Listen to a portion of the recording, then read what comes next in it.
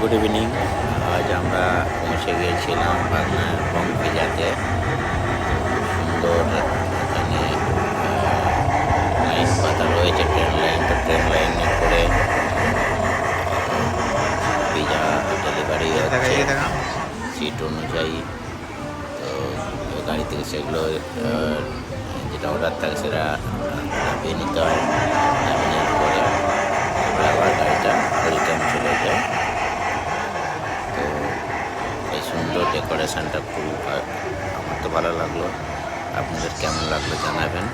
এটা বাগনান কলেজের সামনে পিজা।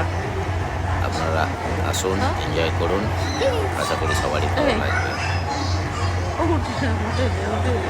টাটা। শোনা দেখি